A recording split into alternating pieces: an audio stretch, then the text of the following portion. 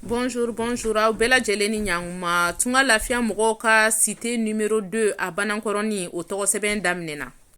An bɛ fɔlɔ ka mɔgɔw fo minnu y'u tɔgɔ sɛbɛn an ka cité projet numéro 1 na Banankɔrɔni n'o parcelles bɛɛ lajɛlen tara ka ban ani immeuble min kan ka k'o kɔnɔna na o appartement bɛɛ lajɛlen réservera ka ban. An b'aw bɛɛ lajɛlen fo aw ka danaya la tunga lafiya kan. Cité numéro 2 client ka laɲini na an y'o bonya ni cité numéro 1 parce que o ye sur 3 hectares.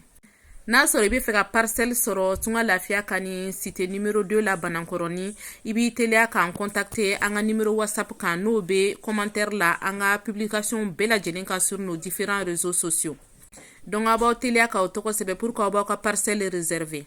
Cité fɔlɔ terrain sarala cogo min na o cogoya kelen ye cité filanan in fana terrain sara cogo ye.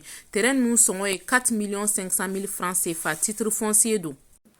Ni 4 500 000 tɛ mɔgɔ min bolo o yɔrɔnin kelen na i bɛ se k'i ka terrain sara dɔɔni san kelen kɔnɔna na en raison de 572 € par mois. Ayiwa ni client tilala terrain sarali la an bɛ passer sojɔ programme na komi aw b'a dɔn cogo min na tunga lafiya fɛ sow bɛɛ lajɛlen bɛ se ka sara dɔɔni en plusieurs mensualités n'a ma kɛ banque juru ye. Minnu bɛ fɛ ka villa simple choisi olu b'a sara 580 € par mois dɔɔni fo ka t'u ka villa sɔngɔ ban.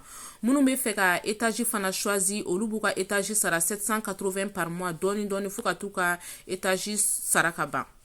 An b'aw ladɔnniya toujours k'a fɔ contrat de bɛ tunga lafiya n'a ka client kelen bɛɛ lajɛlen cɛ. O contrat ninnu bɛ conserver au cabinet notarial Job chez Maître Job à Bamako.